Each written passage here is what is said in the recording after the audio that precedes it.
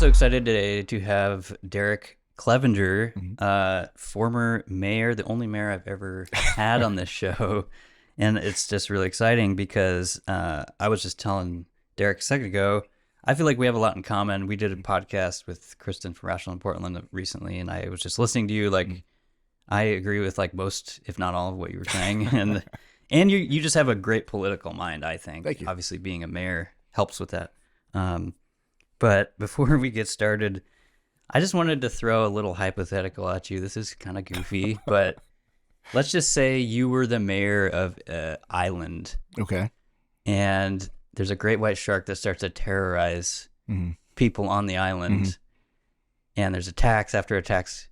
Would you close the beaches if you were the mayor? If you don't get this, this is a Jaws reference.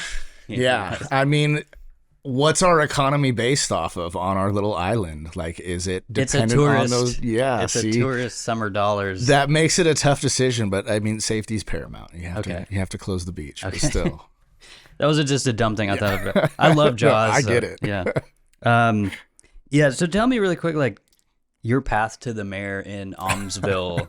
And if people don't know Aumsville, it's actually a bigger town than I thought it was. I think we're creeping up on about 5,000 people. 5,000. Okay. Yeah. So not huge by any means, but I mean, 5,000 is like when you usually start seeing like Walmart or McDonald's kind of like want to pop into town. Yeah.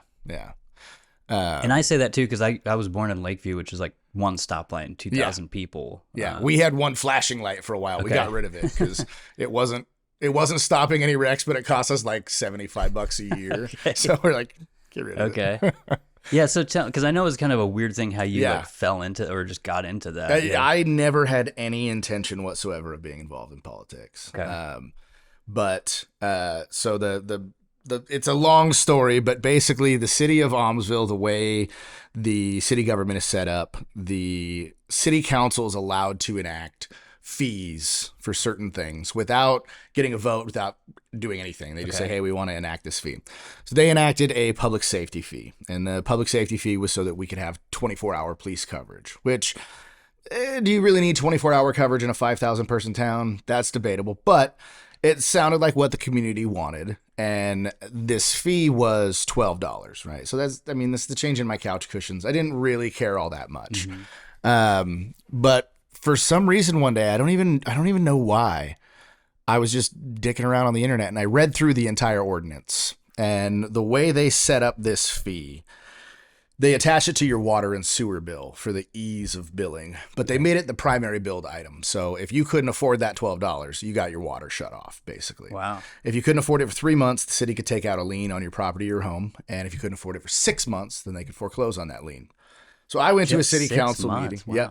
Wow. And I mean, like, I don't look like someone that you would expect to be politically involved or politically savvy.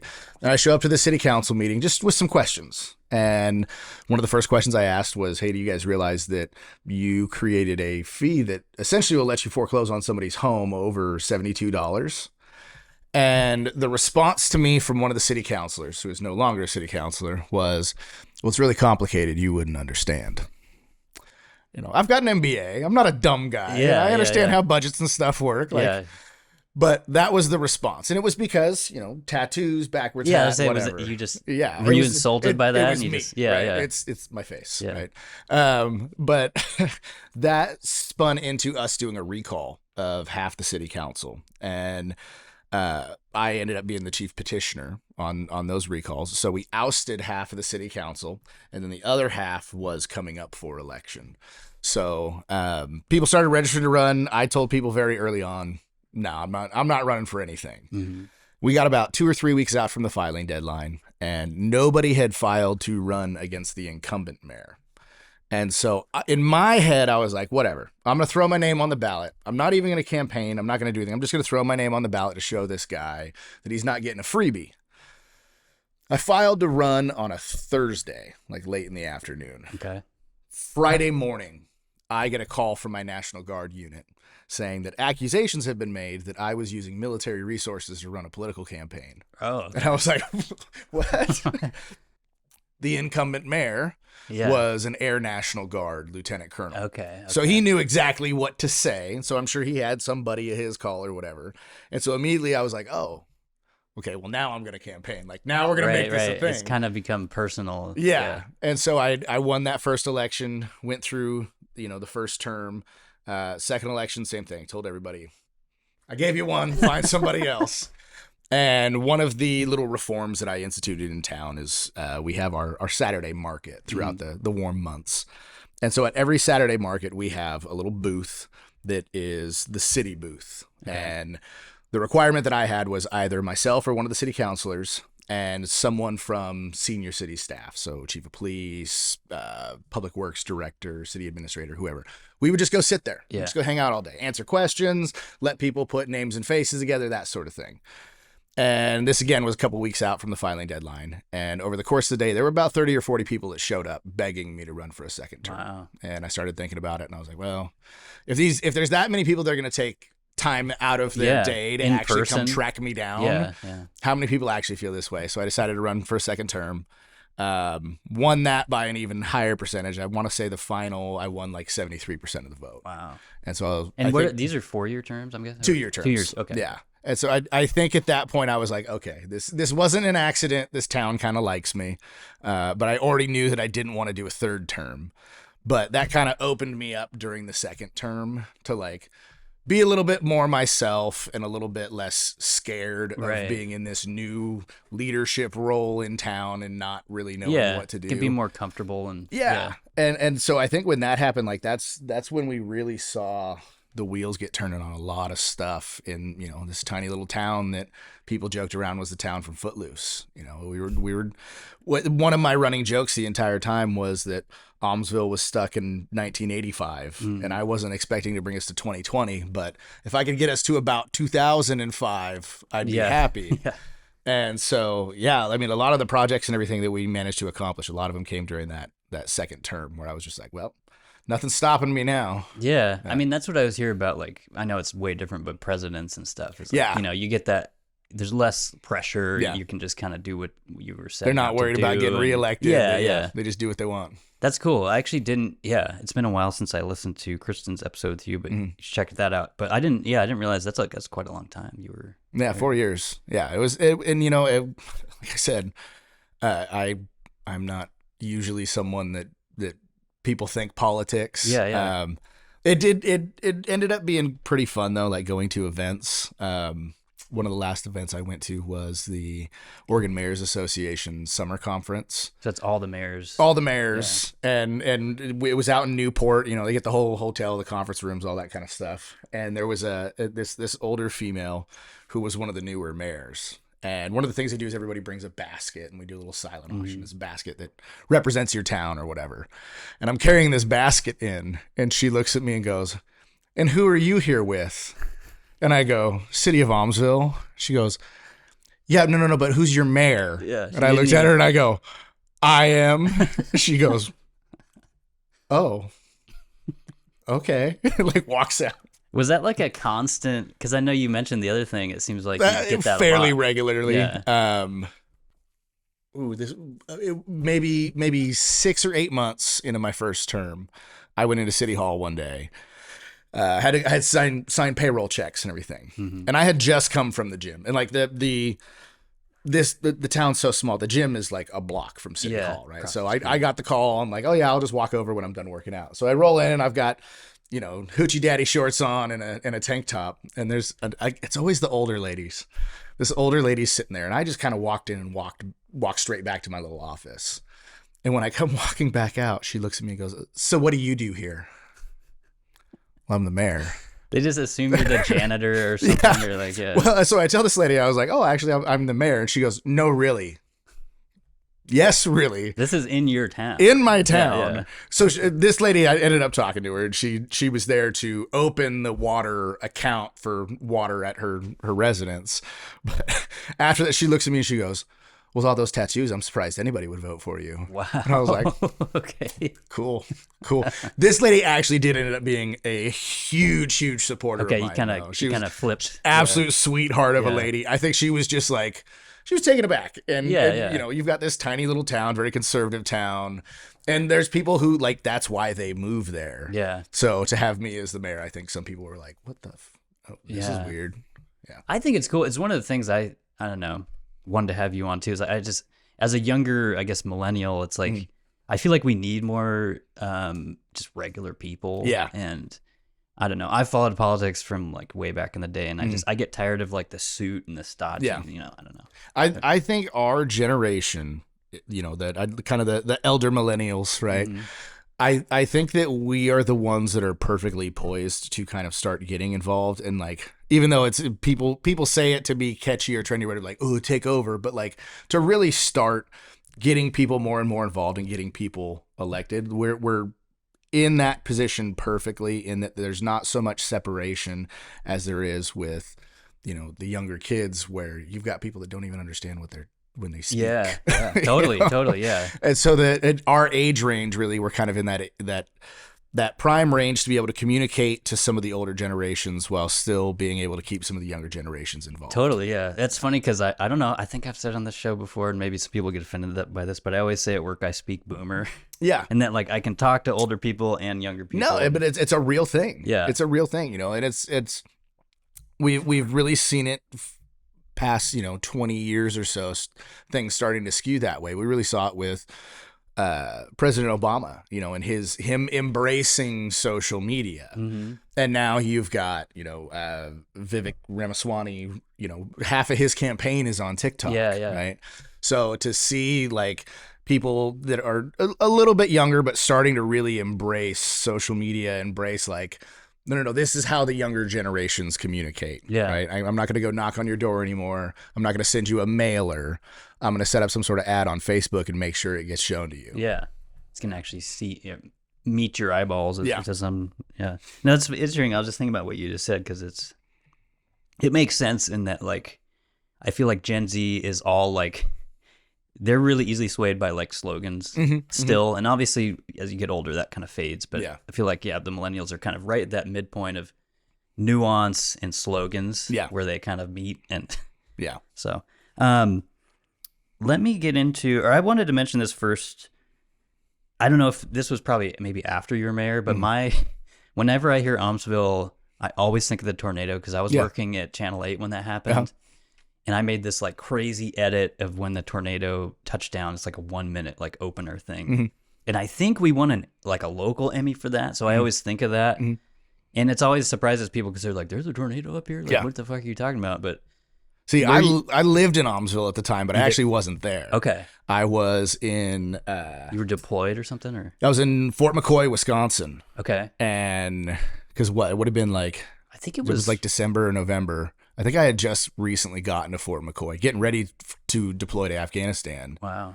And a couple people in the unit knew that I was from Aumsville or whatever. And I remember people here saying like, "Oh, yeah, did you hear there's a tornado?" And I'm like, shut the fuck up. Like, no. And then I talked to my buddy who was staying at my house, and he's like, "Yeah, dude, there was a tornado today." I was like, what? It's in Oregon. It's like, what are you talking about? Yeah. I think I looked at it. We've only had like, I think Three it's or like something? three ever or something like that. Like it's super And they're always rare like out here. F0, Yeah. whatever. Yeah, the it's lowest. a tornado that like pulls some of your weeds for you. And you're Yeah. like, oh, okay, maybe I always tornadoes tell- aren't so bad. Yeah, I just tell people like, like destroyed like a barn, and like nobody got really hurt. Yeah, even the one building that was taken out, like it was an old building. Like that thing was on its last legs to begin with. So I don't think anybody was too upset about it. I was just curious if you remembered that. And it sounds like Yep. you do. Yeah.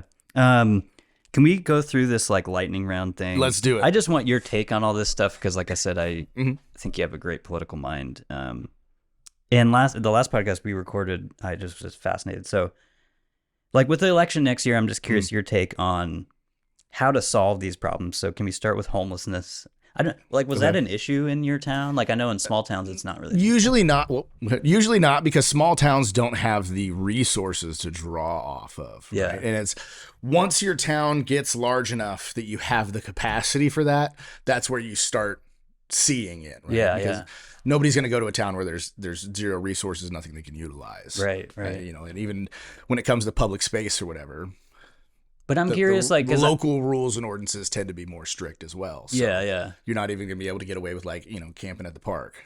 But your take on like up here, what you see, is it, I'm basically getting at like, are you housing first guy, or what do you think? Is it an addiction problem? Like, what do you think? I think it's multifaceted. I think it really is kind of disingenuous for people to take the homelessness crisis that we're experiencing and try to boil it down to like, oh, well, homeless people are all addicts, right? Because that's obviously not It's true, too black and white, right? yeah. Has that contributed to the issue in Portland specifically? Absolutely. There's no denying that. But even when it comes to housing first, if you look at the way the state is managed and the policies that are in place when it comes to housing, this is specifically to Oregon. This is a self-manufactured issue. Okay. Right? We have made it so incredibly hard for any type of municipality to manage themselves and their own growth and their own zoning that it has hit a point where most of your housing development is being managed, at least, in a secondhand way, by the state.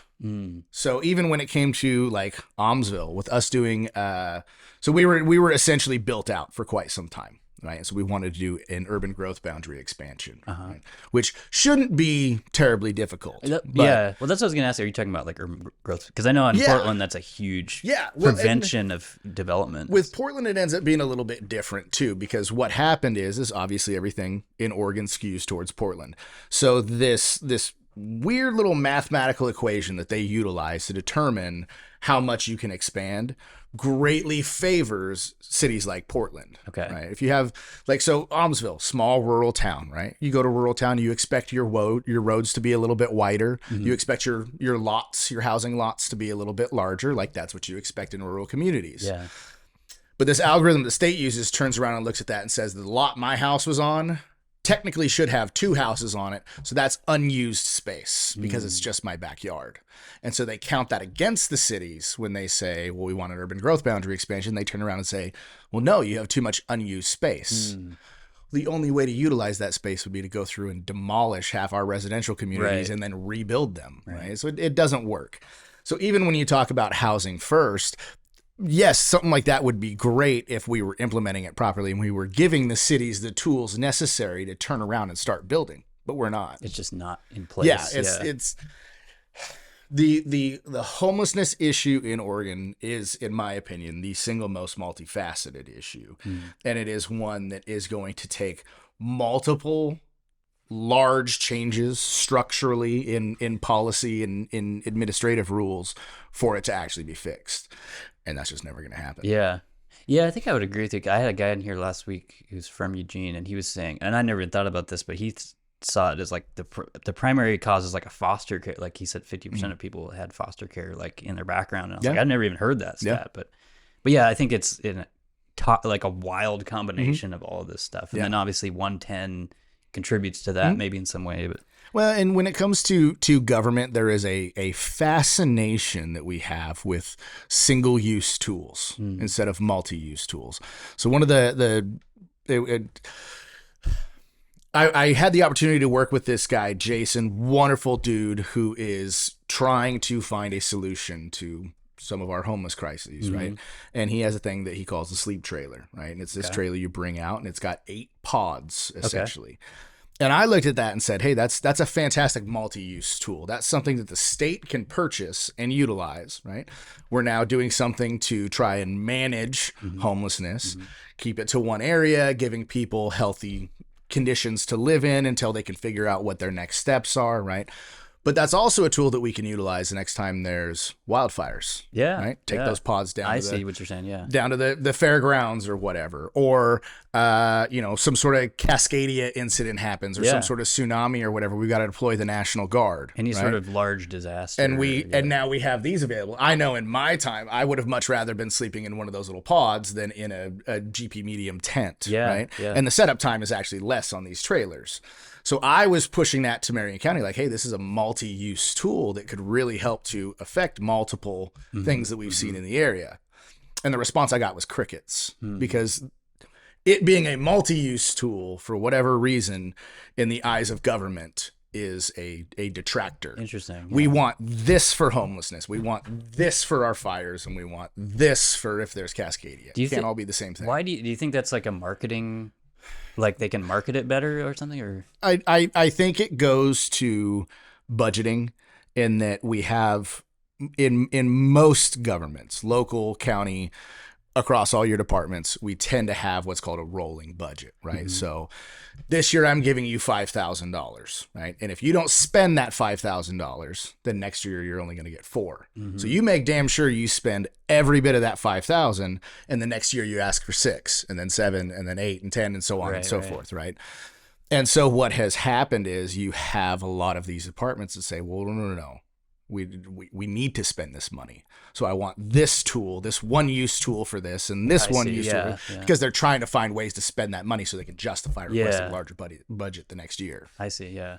It kind of fills in the line items that they want and whatever, One of the things we did in Aumsville is we use a hold the line budget. Okay. Right? So we take our budgets. It is a set number.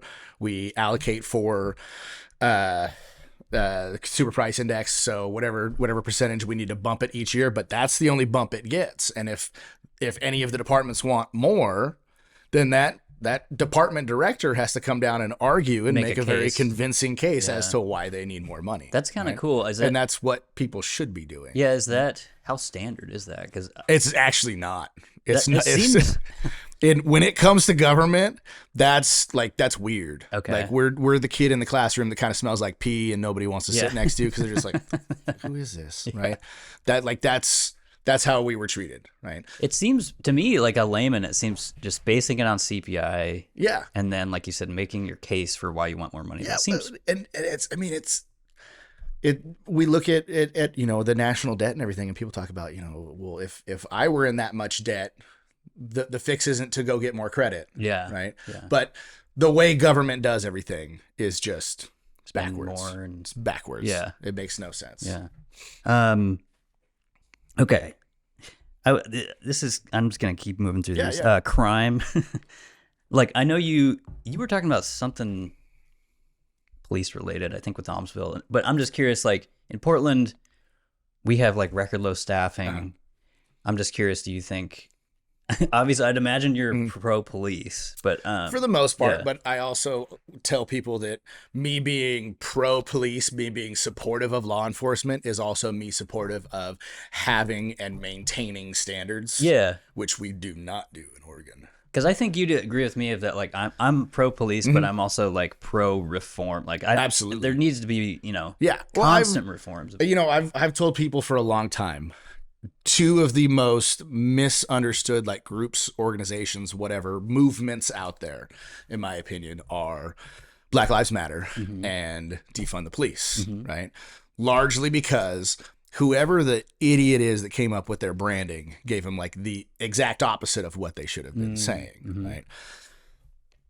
When it comes to law enforcement, I want to see quality officers. I want to see high pay, great benefits, all that stuff. But with that also comes the responsibility of when someone F's up, they're gone. Right. We don't play this game where you get fired, but because of the type of firing, you just turn around and, well, I got fired in Aumsville, so I'll go to Marion County. Right. Oh, I got fired in Marion County, I'll go to Lynn County. There was a story that I want to say it was the Oregonian did a few years back. It was a guy who had been fired from, I think, 8 different departments in Oregon. Wow. But his certs were never pulled. For you to have your certifications pulled, like, you have to have committed a crime, right? It's exceedingly rare that officers get their certs pulled, even when they're breaking their own internal policies, even when they're breaking their own rules, they never pull their certs. Is that a state certification?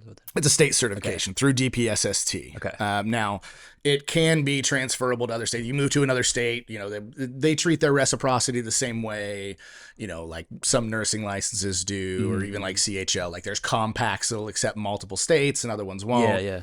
But in Oregon, to get your certs pulled, like it's something heavy. It takes a murder or something. Yeah. The two that pop into my head are the guy that just got I believe they finally convinced him to resign. I don't want to say he got fired. Okay. They convinced him to resign from Aumsville. You know, he got fired from Salem PD because he was in contact with a felon that he was not supposed to be in contact with, apparently having a sexual relationship with this felon, and was also giving her information because she was like one of the higher ranking people with the Proud Boys. Wow. Okay. Yeah. And then so he got fired from Salem, gets picked up by Aumsville, which should have never happened to begin with. This guy was actively under investigation and they hired him. And the current mayor, love her to death. She's a very good friend of mine, but I could say 110% if I were still mayor, there's no fucking way I would have let that happen. Right. Yeah. Isn't it only, how far is that from Salem? It's like 10 minutes from Salem. Okay. Yeah. Oh, yeah. Anyways, so he got his certs pulled after everything was said and done. And then actually the guy that I ran against my second term, who was one of our city councilors, Larry Purdy, he got his certs pulled after he was charged with harassment, coercion, and official misconduct by 2 different women while he was a state trooper. It's I think it's great that, because I feel the same way. And like, actually, I don't know if you saw this week, the Portland Police Bureau stuff. There was a guy that I'll just say harassed a woman. I don't know the details, something about touching her or like, but I totally agree with you in the sense of like, because people are upset this week that I guess he's still employed. Yeah. And it's like, like that kind of stuff in my mind needs to go. Yeah. Like, but at the same time, it's just hard because up here, like I was saying this a couple episodes ago, I see just a strong, abolish the police sentiment. Yeah. And that's like, we don't need that. Yeah. But we don't also need the other stuff we were just talking about. So it's like, with law enforcement, I think that's like probably the prime example of an issue that needs a very centrist, moderate approach. Yeah. Because that's what the actual fix is, right? I have friends that are law enforcement that get kind of butthurt with me because they're like, oh, always back the blue, and I'm like, not always. Yeah, there's not always. Let's be real here, and when people don't automatically have this, like immediate respect for them or whatever, like they feel that it's earned and they should have it, right? So they feel that they're being disrespected by the community. The community doesn't want them around. Blah blah blah blah blah. Right. So people don't take those jobs, right? That's Portland had an exodus of police officers because they felt that they just weren't welcome anymore, right? On the flip side, you've got these people that let's be real.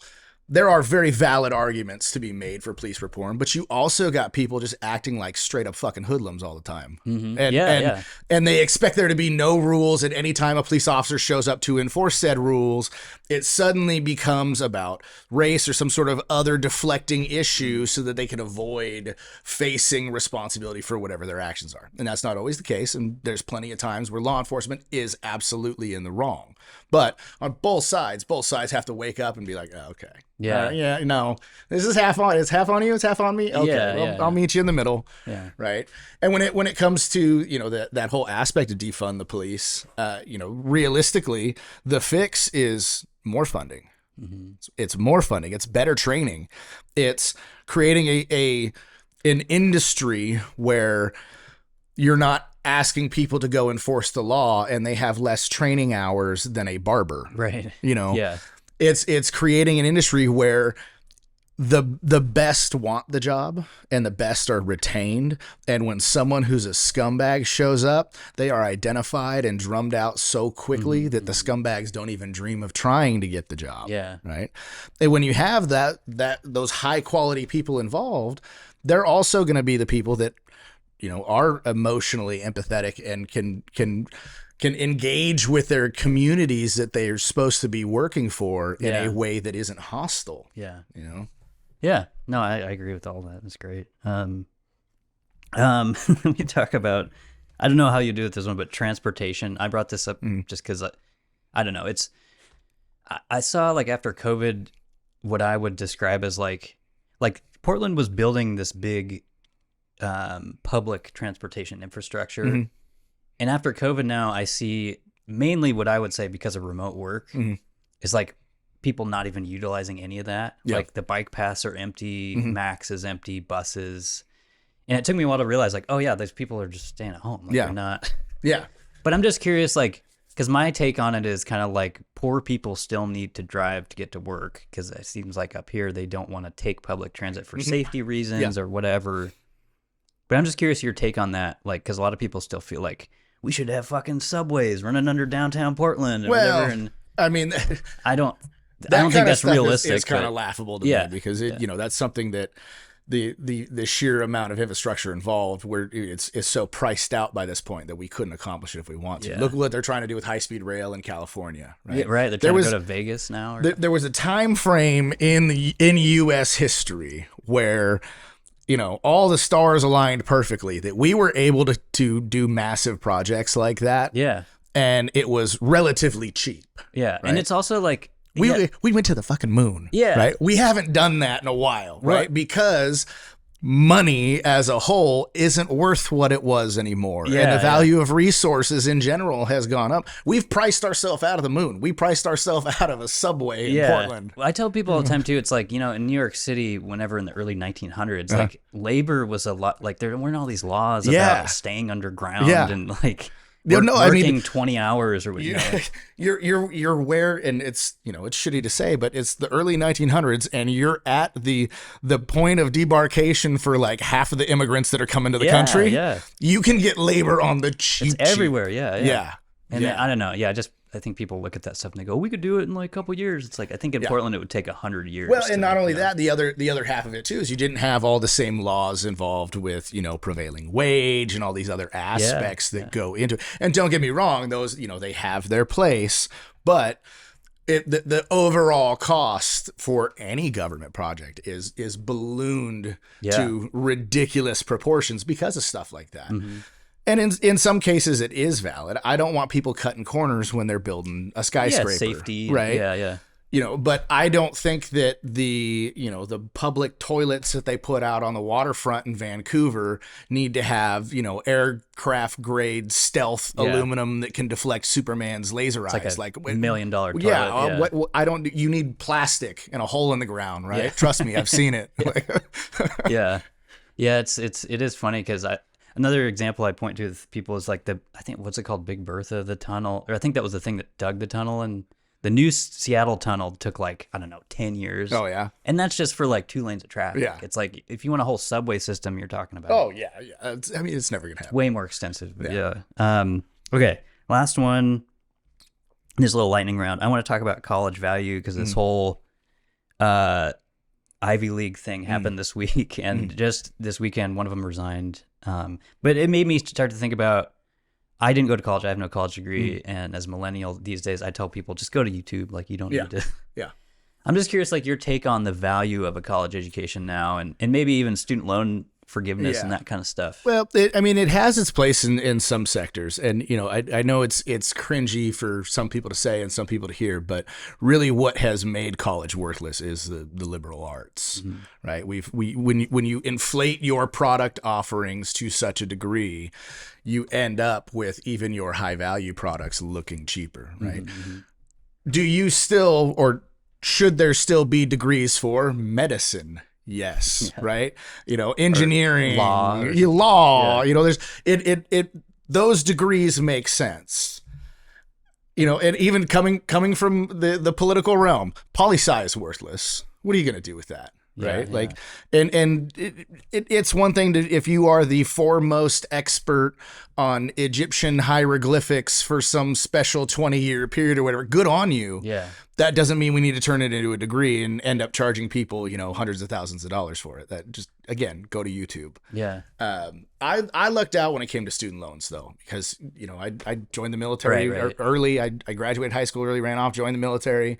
I had no concept until, and this was probably a decade ago, I was dating a girl who was a PA, right? Surgical PA, did general surgery down in Albany, right? Okay. Pretty decent, money. Yeah. You're doing, so she was probably making, again, this is a decade ago. I would guess, I never asked, probably somewhere between, 120, 130, maybe a little bit great. more. Yeah. Being in surgery, and that's good money. Yeah. Right?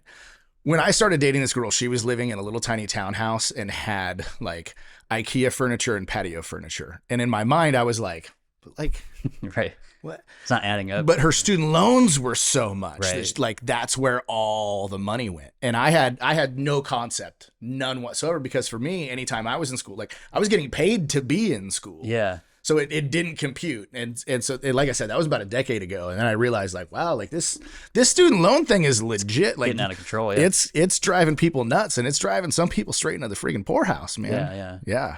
Yeah, it's interesting because you have a unique. I was just reading this a couple days ago that I don't know if you know what's his name, O'Leary, the guy from Shark Tank. Oh yeah. But he was pointing out that like people in the military, it just I don't know, or anyone who has to like pay it at a discount. It's just weird people who pay it versus people who don't, and it's weird to also, as far as forgiveness, to reward this one select group of people right now, but then everyone in the future, you're kind of fucked or whatever. But I don't know.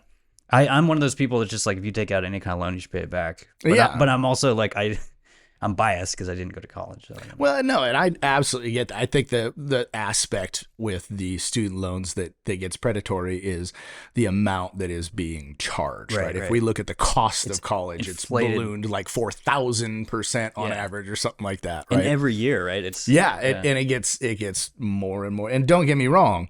Yes, educators have extreme value. I have no problem with, some of these university professors who are highly tenured, highly knowledgeable subject matter experts. Yeah, they should be making $100,000, 150, 200. I'm cool with that, right? They have earned that.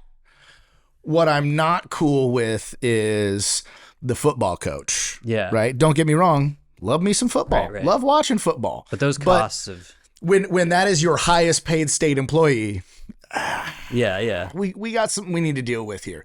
I don't know if that's putting some sort of caps on it for what the programs, how much money they have, whatever. I don't know enough about how the NCAA works to even dream of some sort of fix. But I know when I see that, it makes you scratch your head. Yeah, it does. And also, I hear a lot about just admin, I hear from students a lot about books. Obviously, the bookstore stuff is ridiculous, but then just the administration side, I feel like the same way with unions personally, but so much of that balloons and just eats up that money. Yeah. And also, kind of like we were talking about government contracts earlier, I think knowing that it's a federal student loan program, they just escalate these costs every year. Yep. But that's what I would like to see addressed, is like, do something about that. Yeah. But obviously, the federal government's has a hand in that, so they don't want to stop it. And it's just weird. If they turned around and said, okay, hey, from the federal government, these majors are eligible for student loans, right? Yeah. And so we look at the economy as a whole. We get some projections, say, hey, you know what? Within the next 10 years, we are anticipating that across the industry, we're going to need another 1,000 petroleum engineers. Yeah. Cool. You're on the list, right? Petroleum engineers, you get a primo loan. You get a sweetheart deal. I like that idea. You get Donald Trump's dad to him type loan. Yeah. Okay. You get that loan. Yeah. But if you want to go get your degree in underwater basket weaving, you're paying for that yourself. Right. Sorry. Yeah. No, that makes a lot of sense, because I keep hearing, like you were saying, doctors second grade. I think there is like a doctor shortage growing. Healthcare as a whole, there's a massive shortage. Actually, one of the things that I'm working on right now is a bill that probably won't be 2024, maybe 2025, but a bill with Representative Ed Deal out of he's got East Salem and Aumsville. I actually ran against the guy, but I was just looking this morning. I saw that. We've got a bill that we're working on that addresses some licensure issues across healthcare and some other industries to help alleviate some of that. It's more staffing. Yeah, the part that I've been involved in is specifically with EMS. Okay. But he had previously introduced a bill to make Oregon part of a nursing compact, and that got shot down. Okay. But what we're looking at doing with EMS. Oregon is about as backwards as they come when it comes to EMS. We're one of 2 states that requires a 2-year degree to do the job. Wow. And statistically, it has not shown to be of any benefit whatsoever. Okay. It hasn't increased patient outcomes. It hasn't lowered calls. It hasn't increased pay. It hasn't increased staff. It has done absolutely nothing. Wow. But I would like to see that go away. But essentially, what has happened is as soon as that 2-year degree requirement was introduced, all the schools said, okay, well, we're only going to offer a degree generating program. Gotcha. Which means if you already have a degree and you want to make a career change, you say, hey, you know what? I want to go be a paramedic. You can't just go to a paramedic program, go take your national registry exam, and then get your Oregon licensure and be done. You have to go do a full 2-year program. Start from doesn't matter that you already have a bachelor's degree or a master's degree or whatever else. You have to go get this useless associate's now. Right. Why? Well, because the school's getting money out of it, right? Yeah. That 2-year degree program, they're getting twice as much money as they are as they can charge for a 6-month just straight certificate program for people who already have degrees. So we're looking at saying, hey, this is BS. We need to open up the ability of people to get this licensure if they already have degrees or they already have, enough experience or whatever else. So I think it's a great idea. that's what we're trying to address. I think with nursing, he's going to push for a nursing compact again. And then I think there was a couple other tweaks in there that I'm not quite up on. That's cool. Yeah. I was just thinking that's all. What is that different from EMT, or that's the same thing? Basically? So within emergency medical services, you have multiple different certification levels. EMT is essentially the lowest. You have first responders, which is a lot of your cops are first responders, and you have EMT, which they get medical training most of the time. That's the one who's driving the ambulance. Right. They're coming to you. Yeah. Their role in most organizations is to assist the paramedic. Get you to the place. Yeah. And even within their training, they're not allowed to administer meds in most cases. But I can assist you with your meds if you already have them. That kind of thing. Okay. Then you have advanced EMTs. Then you have paramedics. And even within paramedic, if you look at different states, you have different certifications in there. Levels of it, Alaska has mobile critical care paramedics that are basically doing surgery in the back of moving ambulances as they're driving people down from the North Slope out on the oil helicopter or something. Yeah. But the big one is paramedics. That's where the major shortage is, and that's where the money's really made. That's what people want is their paramedics, right? And just the way Oregon has it set up, we are pricing ourselves out of people who live in Oregon who want to go and become a paramedic. And then we are also creating an environment where people who are already paramedics from other states don't want to come to Oregon. So even though everybody's experiencing a shortage, the shortage is going to last much, much, much longer in Oregon. When we see all these other states start rebounding, Oregon's going to be one of the last. That's a cool bill. It sounds like you're working on. It made me think of, it seems like a better, more thoughtful, nuanced solution than I don't know if you saw the lawyer thing. They basically just dropped the bar requirement for Oregon. Yeah. No shit. I was going to ask Kristen. Go be a lawyer. I was going to ask Kristen about it, but yeah, it's I see your thing is because they were trying to address a shortage, but it's I don't think that's the solution to. Yeah, I think what you're talking about is a more innovative. I would love to see that 2-year degree requirement just go away entirely. Yeah. Because you still have the certification. Yeah, and that's the thing. The degree is not required in any way, shape, or form other than by Oregon's rules. You go to any other state, they don't do that. Oregon and Kansas are the only ones. And it hasn't, like I said, hadn't done anything to positively impact patient outcomes at all. There's not a shred of data for that. Yeah.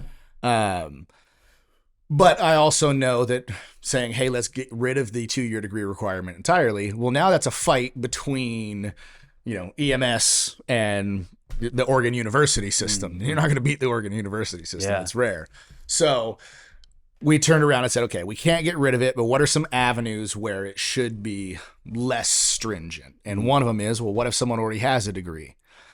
Technically, they can go take a certificate level program and then go become a paramedic. It's just none of the schools are offering it. Right. They're purposely not offering it because why am I going to offer you the cheap version if I can force you to buy the expensive version? You get the full 2-year, There's one certificate level program in Oregon, and what they've done is created a program where they don't actually recognize any previous college credit. Okay. So you're still paying about the same amount, and their program ends up being 18 months instead of 24. It's just a little bit. Yeah. What they've done is because they're not an accredited, higher learning institution or whatever it is. You come in, let's say you've already done a full anatomy physiology series, right? With lab, everything. They turn around and go, oh, no, we have our own. We have our own AMP. Yeah. It's different because reasons. It's more advanced. It's more whatever, yeah. And so then they make you do that class. So they wrote these people in because they think, oh, I'm going to be able to get through this pretty quickly. And then they realize any college credit they had is worthless for them. Yeah. That's the only certificate program in Oregon right now. All the rest of them, the schools are making people come get these worthless degrees. So if we can open it up and say any school that is offering a 2-year degree generating program, also is required to offer a certificate program as well for people who already have a degree. Yeah. And then there's a few other ideas that we've tossed around. We looked at for military personnel, someone who is a previous, any branch, been a medic, paramedic or whatever. If they were, if their licensure has maintained, it's, for whatever state or wherever they were at, as long as they've maintained their licensure and they did, X number of years in the service, either creating an expedited program for them to attend or just granting reciprocity on the license. I wouldn't be in favor of just strict reciprocity, but okay, you've got someone who they already did this for 10 years. Yeah, right? yeah. And in many cases, at a scope of practice, it's much higher than what most paramedics are going to do. Yeah. So we've got this abbreviated 6-month program. You go to it, you go do your tests, boom, you're on the street working. Yeah, it's like an accelerated. Yeah, it makes thing. complete sense.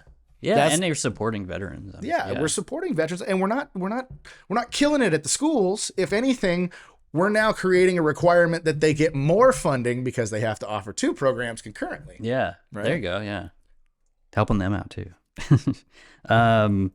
Okay, what I want to talk about your election reform stuff that you were talking about. This is mostly primaries, right? That you would like to see change. And I didn't know any of this stuff until I listened to Kristen's episode, but it's kind of shocking. Oregon really is like we're in the dark ages when it comes to a lot of our election stuff. People like to point to motor voter and be like, see, we've got mail-in ballots. We're on the forefront of election reform. Yeah. We are so not. We are way behind most states. We are one of 9 states that has a completely closed primary. And so what happens with closed primaries is you're taking anyone who is an unaffiliated voter and saying, you have no say in this process, right? Mm-hmm. But we already know that the people that are going to end up on the ballot for the general election are coming from the parties, right? Mm-hmm. So now they end up on the ballot, and all those people who are in the middle are forced to vote for someone that they didn't have any say in placing on the ballot at all. Right. And so we want to see that change in Oregon. And we look at it statistically, we look at who gets elected and everything else. It is something that really does push moderation, because when you have Republicans only reporting or voting for Republicans in your primary, what tends to happen is it skews things further and further to the fringes. Yeah. And that happens on both sides. Yeah. Right? So then by the time we end up with 2 people on the ballot for the general election, we've got someone who's very, very far right and very, very far left, who is representative of the least number of people, or the smallest segment out of the whole, and we have to choose between them. Right? Mathematically, you're just dropping so much of the population. Yeah. If we combine the total number of votes cast between the primary and the general, and we look at Tina Kotek and Christine Drazen, right? Mm-hmm. We did the math on it, and I'd have to go and pull it up, but I want to say it was essentially, by those numbers, 82% of the total votes cast were not for Tina Kotek or Christine Drazen. Wow. It means it was for somebody else, but those are the 2 that we got, right? And then, of course, we had the spoiler in Betsy. Absolutely love Betsy, voted for her. But the one thing that the Oregon Republican Party has done well in past years is convincing Oregon Republicans that Betsy Johnson was potentially going to pull a whole bunch of Republican votes, and so they had to stay firm behind Drazen, because realistically that didn't occur. She pulled way more votes from Kotek. Yeah, that's what I've heard from everybody. If it wasn't for Betsy Johnson, she'd been Christine demolished. Drazen would have been embarrassed by this past election. The only reason it was close at all was because of Betsy. But all we're looking to do is really try and find some way to get back to some sort of moderation in Oregon, because we don't have it. We look at the Republicans that we have in the legislature right now. We look at the Democrats we have in the legislature. Oregon is a blue state. We know that. But it is actually more of a moderate blue state. It's not Portland blue.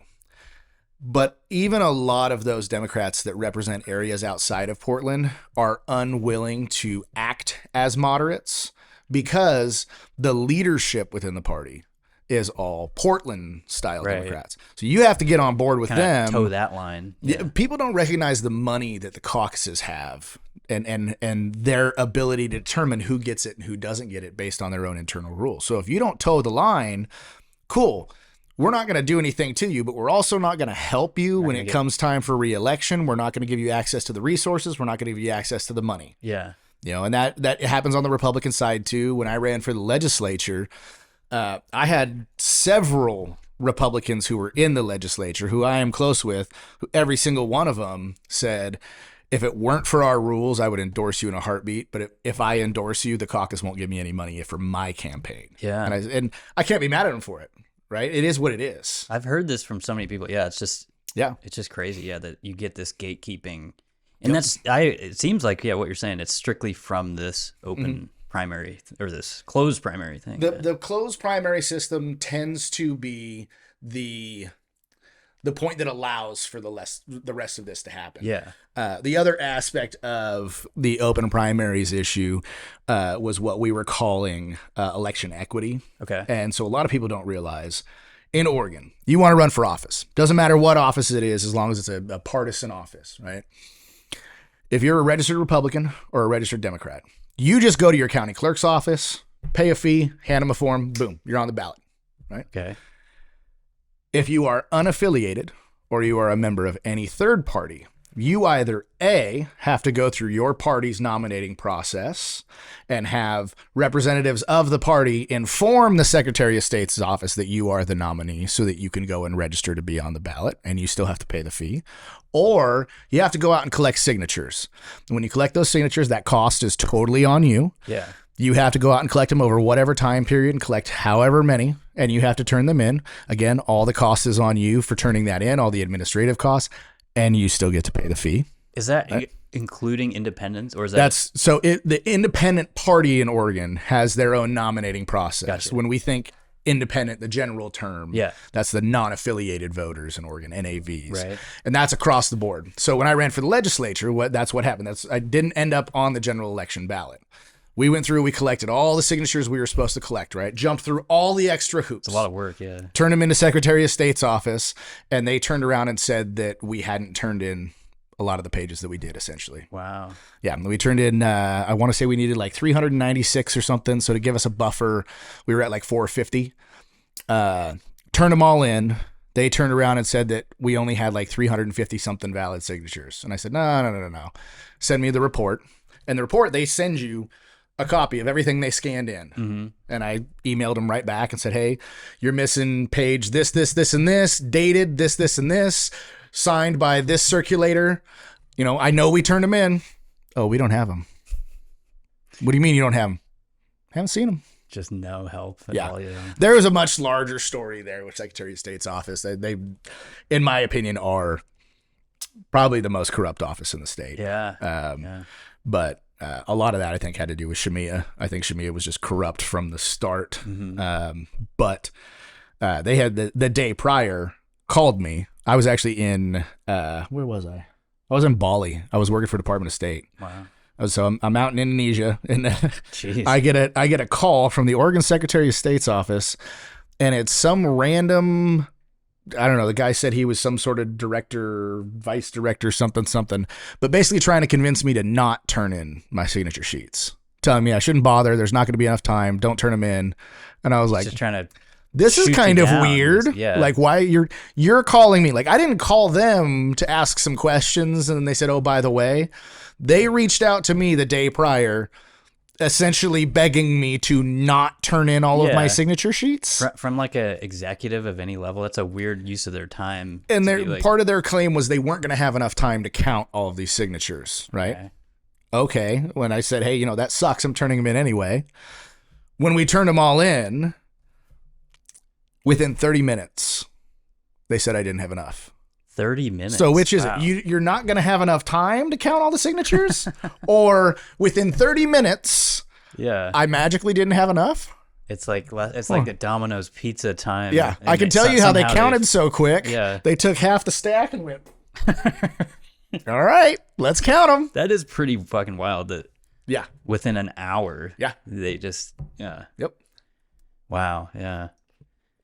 But I mean, was there... That's a whole extra step that anybody who is unaffiliated, third party, whatever, has to go through. Right. So we already have created a system where Republicans and Democrats are getting preferential treatment by the government. Yeah. to run for these positions, right? And that just kind of re-bolsters this extreme sort of division. Yeah. And you know, when you really look at it, I don't want my tax dollars benefiting either party, right? Benefiting government operations as a whole, benefiting my fellow man, hey, that's cool. But benefiting the parties specifically, no, absolutely not. Yeah. The other aspect with all of this is our primaries, it's still funded by taxpayer money. So when we do the primaries, on average, it's about $5 million. But if you're an unaffiliated voter, you're not allowed to participate. So $5 million a pop. This is per year. Are going to closed primary elections that only support Republicans and Democrats. Right. But it's all of our taxpayer dollars. It just sounds discriminatory to begin with. Yeah. The fix there is we open it up. Right. That pushes for moderation. We give greater access for people to be on the ballot. We're lowering costs. That increases people wanting to be involved. Like, it is an intelligent fix all the way around. And in any conversation or debate that I have had with people regarding opening or closing primaries, the argument against always boils down to maintaining party power. Some sort of party power. Yeah. We need to have the power to A, B, and C, right? We need to have the power to nominate our own candidates. Yes, you do. And you still do, because you're still the majority of your own group. You'll still have that, Yeah, you still have that. Nobody's taking that away from you. But they recognize that when you open it up, well, crap, now people have more options. Well, what if our anointed guy doesn't win? Oh, crap, right? That's any push against it always seems to boil down to that. And I have yet to find someone that can present an intelligent rebuttal to opening the primaries that doesn't center around keeping power centered with the parties. Well, especially when we're one of 9 states that hasn't. Like, when did all that did all those others change, or was that just how they set it up to be? It's been all over the place, because I mean, even if you look back to like the early 1900s, like New York was using ranked choice voting. People don't realize that. Yeah, way back in the day. So changes in our electoral process and stuff are actually far more common than people realize. I think people in Oregon don't realize it because we don't, like, the motor voter was the biggest thing, and before that it was mail-in voting, right? The mail-in started in the 80s or something like that. And then we went to automatic registration. That was 2014. So even then you had 30 years with like no substantive changes in how we vote, right?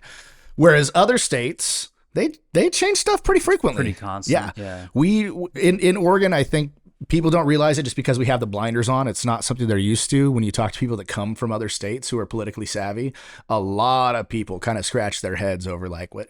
Oregon does what? Why? That doesn't make sense. I think it's a good point too you brought up, because I hear that so much of like people just kind of hide behind the mail-in or the drive-up voting. It's just like, that's a good component of it. You can argue, but there's all these other problems that are not good, you know. And I look at a lot of it too, though, and I am far more skeptical of the complaints about like voter fraud and stuff like that associated with mail-in voting than I am with mail-in voting as a whole. Right?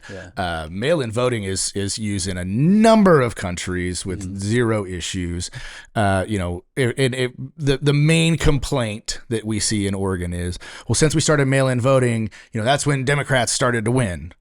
Well, yes, but correlation isn't causation. Let's also look at the growth rate of Portland. Let's look at the rate Portland grew, and as the state grew, or as Portland grew and the state grew, we can see where those people are living. We can see what the general ideology is in those areas, and then that will inform you on which way the state may have moved at different time periods.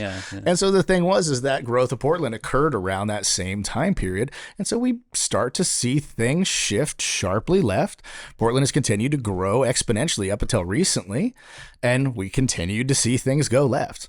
People who have this mindset that Oregon's like secretly a Republican state, I can't fathom what sort of wild information they have to be basing that off of. I heard someone the other day make comments about how Oregon was a red state, and that if we actually did a real audit, we would see that Trump won Oregon. Are you? That's a little kidding? Well, it's like, I could understand that perspective, like if you don't live in Portland, but if you come here, it's just like it's red aside from Portland, but mathematically, I don't think it's people not even close. realize the population disparity. Yeah, right. If you take Portland, Salem, and Eugene, that's 80% of the state's population. Yeah, Those three cities, right? And Portland by itself is 40% of the state's population, right? So even if you're you're taking 70% of Portland, you're taking, let's say, 60% of Eugene and 50% of Salem. Well, you're still clearing an easy 65% of the state's population right there, right? And people don't get it. You know, if you go out to Lake County, it's beautiful out there. Wonderful area, right? But there's 800 people that live in that entire county, and 795 of them are related. And it's one of those, I think people look, it's true there, but it's one of those, like, geographically, you look at the map. Yeah, there's a lot of red, but there's no people living. Well, if you, like, when people, every election, right? It's the T-shirt that they come out with that shows, you know, how counties voted or whatever. Cool. Some of those counties have nobody living. Yeah, there's like less than 1,000 people. Yeah, you see the entire central United States is all red. And it's like, okay, but like there's more people that live in Salem than that entire stretch of the United States. Yeah. So, like colors don't vote. I'm curious too. I was thinking about this on the last podcast you guys were doing, but what do you think about the Idaho thing? Like, with the Greater Idaho movement? Like, it won't go anywhere. Everyone who's serious about it that I listen to and talk to is just like, it doesn't, because I've heard it has to be approved by the Oregon Congress and all this stuff. Would have to be approved by Idaho, would have to be approved by us, and I believe would have to be ratified by Congress as well. National Congress. Yeah. Okay. Yeah. Yeah. I guess that would make sense. It's a massive shift. It's never gonna happen. Yeah. I see those kinds of things, and really all it is it's. I don't want to bash on it, but like it is a form of protest, and honestly, I think it's probably a more intelligent protest than some of the protests that we see. Yeah. But you know, if you're a governor of a state, regardless of the numbers, and you see that half your state just turned around and voted and said we want to go to another state, I mean, does it mean that you're going to have like a Ebenezer Scrooge moment and wake up and be a different person? No, but like that should inform you. Yeah. I see what you're saying. And also, I want to point out, too, it's like, I do think people make fun of it a lot. And yes, for like what we were just saying, it's probably not going to happen. Yeah. But also, I hear people still talk about Cascadia and this, like, we can make this country of Washington, California, and Oregon. And like, that's never going to happen either, you know? Like, well, that's like what there was talk about, like, Texas seceding from the United States a few years back or whatever, which, I mean, they could actually do it, right? Like they have an economy that could actually do it, right? Like the only states that could get away with it would be like California, Texas, and Florida. Are like the three that if they were just like, we're going to be our own country, could probably pull it off. Yeah, they got massive imports and all that stuff. Florida, I think, is going to turn out like, you know, Russia in the 1980s, where it's just like a bunch of craziness and all the videos you see, like people like cutting each other off on the street and pulling guns out. Like it's Florida. That's what it would turn into, 100%, with gators. And if you've seen, the new GTA trailer, it's kind of like that. 100%. 100%. Yeah, but no, it like, I don't think it'll go anywhere. I think it is really just kind of the next step in Eastern Oregon's protest against Portland's management of the state. Yeah. And it is a weird thing. I don't know. I was just, because like I said, I was born in Lakeview and Lake County. Mm-hmm. But it's just weird to me to see, like, whatever governor we've ever had. Once in a while, they'll kind of pepper these little counties and make visits and keep them happy, at least, or try to. But it's a weird thing. Yeah, I don't know how. I don't know. Yeah. For any governor to do that. But how did you make your way out here to the Northwest? Are you from here? So originally from California, but when I was, I don't know, 3 or 4. My parents got divorced. My mom moved up here and Dad stayed in California. So I went back and forth, did like half of high school up here and half of it down in California. You're in Portland or where? No, in Kaiser actually. Oh, okay. Salem area. I went to McNary. Dude, that is so funny. This is a totally weird aside, but one of the first films I ever made, I went to McNary High School to show it, and I won like second place. Really? But I always remember, I don't know if it was the same when you're there, they have a huge auditorium that's like tall. Yeah. That's where I went to show it. But, yeah, that's funny. Yeah, I went there, would have been my freshman year and like a semester of my junior year, and the rest was down in California. Okay. But then I was that typical kid, got in an argument with my dad, and I'm going to go join the Army. And then I did. Wow. But when I joined, I came up here. I joined the Oregon National Guard first. Okay. Went through all my basic training, AIT, all that kind of stuff, deployed with the Oregon National Guard, and then stayed on active duty. And then when I got off active duty, came back to the Oregon Guard. Okay. Yeah, that's cool. Yeah. I'm just trying to follow that. I don't know much about the military, but a lot of my family's been in the military, but that's... Tell me about your favorite thing in the Northwest. Could be a person, place, thing, restaurant, location. I think specifically for like Willamette Valley, like anything you want to do, never more than an hour away. Yeah. Right. You want to go to the coast? Hour away. You want to go snowboarding? Hour away. You want to go out to the dunes? Hour away. Yeah. You want to go to the lake? Whatever. Like anything you could possibly want to do that's outdoorsy is within an hour. That's true. Right. Yeah. Doesn't matter where you're at in the Willamette Valley. You can hit a hike that's probably on some top 100 list somewhere. Right. Or you can go out and, you can go to Cannon Beach. You can go see the Goonies house in Astoria or whatever. Like there's so many things that everything's just like within an hour. It's true. Yeah. Yeah. I always tell people that the desert, the beach, all that stuff is next door. What about your least favorite thing? Dude, it's piss and rain on us 9 months a year. We're in an atmospheric river right now. Yeah. I think, yeah. I tell everybody, like, if money were nothing to be concerned about, like, I'd have a summer house in Oregon. Okay. I don't know if I'd be here the rest of the year because like end of May through like second week of October, beautiful, love it here. Right, rest of the year, nah, it's just wet. It's rain all the time. It is fun for like. I don't know. Like we're probably in the worst of it, I guess. But for like a month or so, it's kind of like, oh, the rain's back. It's nice. And then after a while, you're like, fuck this. Like I can't do it. Yeah. All right. This is my last goofy question. Asking everybody when it comes to peanut butter, are you crunchy or smooth? Oh, I'm smooth all the way. Okay. Smooth all the way. Why is that? I've had one person agree with me on crunchy. I think I'm not opposed to crunchy. I think it's just smooth is what I've. Like, I think it's just always what my mom bought. But then I'm trying to remember. All the MREs I had, I'm pretty sure it's always just smooth. I don't recall there ever being chunky peanut butter in an MRE. I don't know. Let me ask you this. I just this week I didn't know they did this, but this burger truck came to my work and we got smash burgers, but they did a smash burger with peanut butter on it. Oh yeah, you like Killer that? Burger has a peanut butter burger. Okay, so I know good. they're around, but I can't really get down with it. I'm like, I want one like main protein, and that's the meat. Oh, dude, it's legit. You gotta try it. It's okay. The saltiness that you get in the peanut butter actually goes really well with like the flavor. A burger. Yeah, I had peanut butter pizza once too. Okay, it was actually really good. That sounds really kind of good. Yeah, instead of a red sauce, it was peanut butter, but it was still melted cheese on it and everything. It was legit. I might have to try that. Yeah, I tried a sushi pizza and people made fun of me for trying that. But I'm all about the sushi burritos. Those are good too. Yeah, nice roll of rice. Yeah. There was a place, Lemoore, California. There's always a big wrestling tournament out there we go to, but like just kind of across the street from the school and down a ways, there was like this roach coach that broke down, and so they just like built walls around it called Beto's. They had a 4-pound burrito. 4-pound burrito. I dream about that thing, man. How much was that back then? It couldn't have been too much because you would with the wrestling tournaments that would happen there, you could always tell like who the first timers were, who like the new guys on varsity were, because they would go do their weigh-ins and then they would go get the 4-pound burrito and they would eat the whole thing. After the weigh-in, by like their second match, they're throwing up burrito all over the place. The guys who had been there for a little bit, they recognized like, no, I just did a weight cut.